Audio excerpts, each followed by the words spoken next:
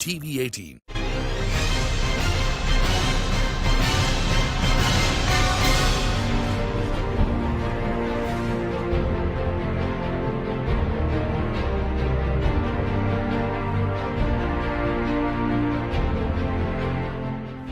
The year was 1888. A consignment of Sunlight soap embossed with the words "Made in England" by Lever Brothers arrived at the Calcutta harbour.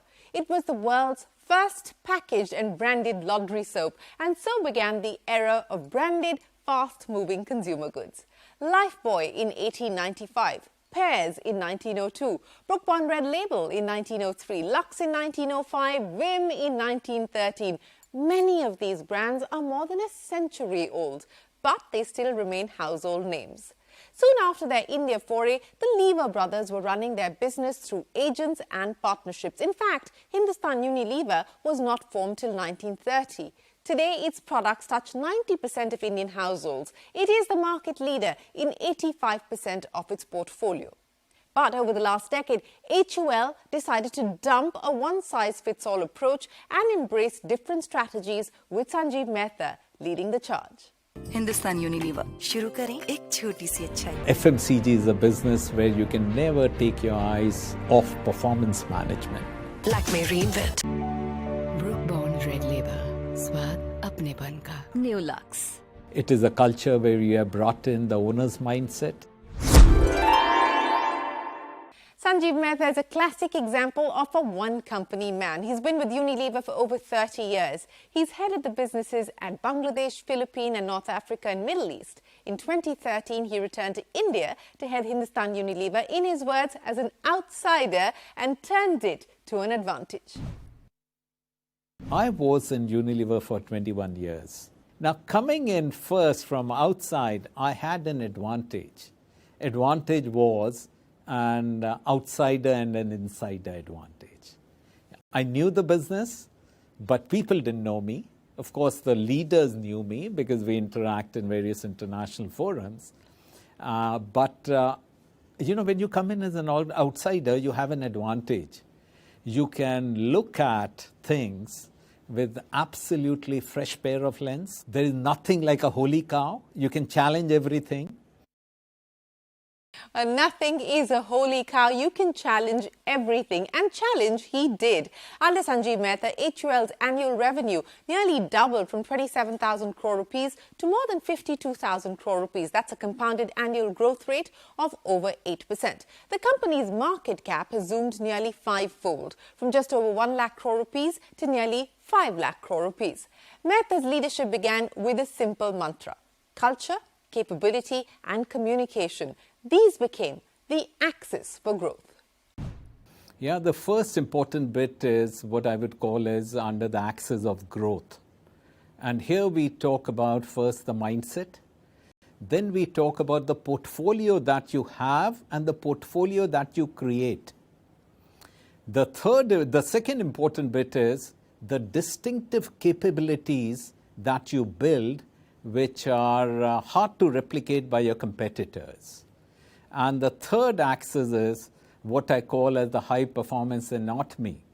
And in this high performance anatomy, you have the culture, you have the talent, you have the fetish for execution, you have the way you go about building strategy with huge amount of granularity. HUL takes pride in what it calls purposeful, diverse and inclusive culture. It employs about 21,000 people. As of 2022, women accounted for 44% of the management team. HUL has promised to ensure that 5% of its workforce is made up of people who are differently abled by 2025. The emphasis on culture also helps boost performance, and HUL has topped the charts as the employer of choice across sectors. First is the culture, is the high performance culture. It is a culture where we have brought in the owner's mindset. It is a culture where we have delegated to the edge. We have reorganized our business.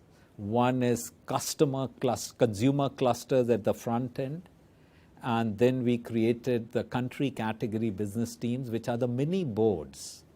And these mini boards are empowered to run the business for the year, is within the framework that we set for them. And the other is a thrust on employer brand. We are the employer of choice across sectors in the country when we go to the top management institutions in the country. So we are able to recruit the best talent, our focus on training, our focus on giving digital training across for our entire workforce.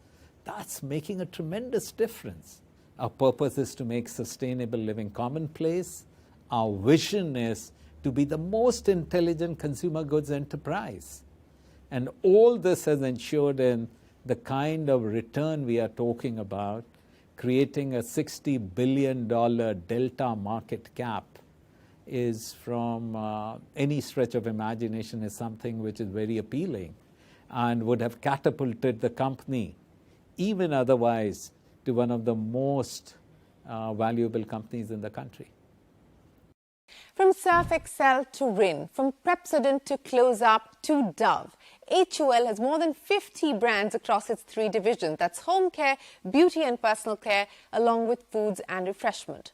16 of these brands have a turnover of more than 1,000 crore rupees. Across these three categories, under Sanjiv Mehta's leadership, HUL has managed to drive premiumization, creating a total turnover of 10,000 crore rupees only through high-value products. When it comes to our portfolio, we started a big thrust on market development and premiumization. And market development is about creating the categories of the future. It is about building nascent categories. It is about getting into areas which our consumers have not yet adopted. And to give you the extent of activities on market development, in the last decade we have been able to create a total turnover of 10,000 crores. Now, just to put in perspective, there are not many companies in India in the FMCG space which have a turnover greater than 10,000 crores, and we have created the segments of the future. When you look at growth, is straddling the price-benefit pyramid.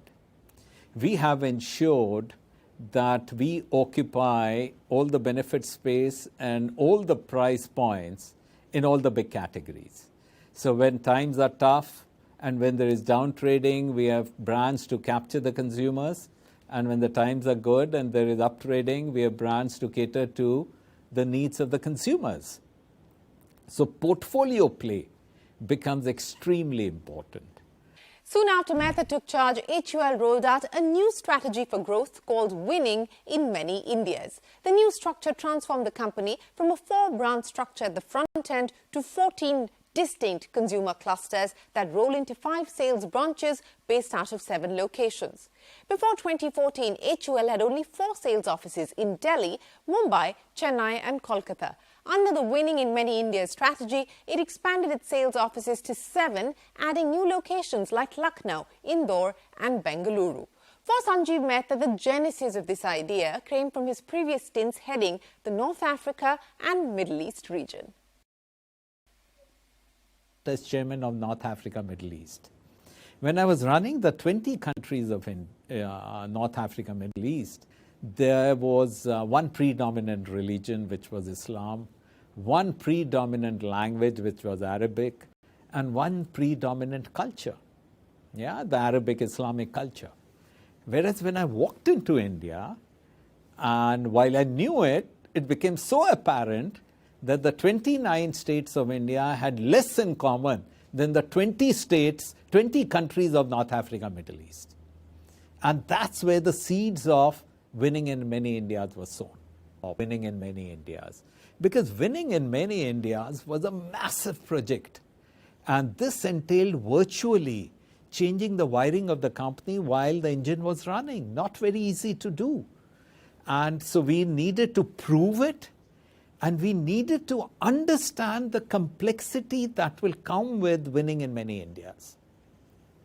So that was the whole idea, is to get a competitiveness up, to improve, create headroom for investments, better margins, so that we could invest behind our marketing, building capabilities, strengthening our employer brand, and very importantly, having a rhythm of improving the margins at the bottom line.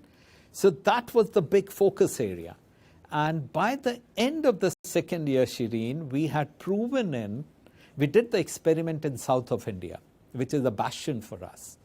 And when we were convinced that winning in many Indias is a framework which we could turn into a massive capability, then we moved with huge amount of speed. This required setting up new offices. This required rewiring the organization. This required moving hundreds of people. Yeah, not very easy to be done. And while we had to keep running the business. So this is what started. So we have broken up India into 15 relatively homogeneous clusters. And what does winning in many India means? Just to give you an idea, I'll give you a few examples. If you take a Brook Bond Red Label. Brook Bond Red Label, the blend in Punjab is very different from the blend in Maharashtra, from the blend in east of India, or the Three Roses, which is an equivalent of Red Label, the blend in South India. Yeah, because the tastes are different, the palates are different. In Punjab, it is more about adding tea to milk rather than the other way around. In the many parts of India, you want a much stronger tea. Now, the brand is similar. In many cases, the prices are similar, but the blends are different. Similarly, if you take a Lux soap today, yeah, same color, same pack size, and same price, but the perfumes are different because they are catering to the preference of the consumers in those parts of India. But if you take a laundry, it depends on the kind of water you have, how hard the water is what is the job to be done, and so the formulations are different, and our strategies are different. Today, there is nothing like a pan-India strategy. Our strategies are by consumer cluster. Now, this gives us a distinctive edge. In many cases, someone might say we have added complexity. Absolutely. This is adding complexity, but this is like a good cholesterol. It is high-density lipoprotein. It is good for our growth, and it recognizes the diversity and heterogeneity of India. An important bit is that not many companies would be able to replicate our winning in many India strategy. Apart from the winning in many India strategy, Sanjiv Mehta also set out to boost the company's EBITDA margins. In just a few years after he took charge, Mehta launched Project Symphony. The idea was simple: inculcate an attitude of ownership among employees and ask them for ideas to improve cost efficiency and effectiveness. As employees responded, Mehta got more than 800 ideas. HUL's margins went from under 16% in FY13 to nearly 25% as of FY22, thanks largely to Project Symphony. Now, improving our EBITDA margin by nearly 100 bips per annum is, of course, something which is not very normally seen, and for a company of our size. And here, it is about instilling the owner's mindset. We started, Shireen, something called a Project Symphony. Traditionally, is when you look at the cost saving or the efficiency or the productivity agenda in the companies, it is mainly driven by supply chain and finance. But we wanted to democratize. We wanted all our people to feel like and behave like owners. And Project Symphony is engaging the entire company. It is about crowdsourcing ideas and changing the paradigm of savings.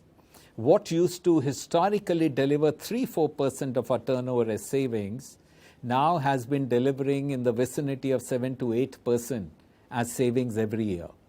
And this 7-8% savings allow us to ensure that we are able to put the investment behind our brands, behind marketing, as well as has a rhythm on margin improvement. Well, time for us to enter a short break, but when we return, it was not just organic growth. When we return, we look back at a pivotal acquisition for HUL and Sanjiv Mehta's plans to leverage data and artificial intelligence. All of that's coming up on The Winning Mindset.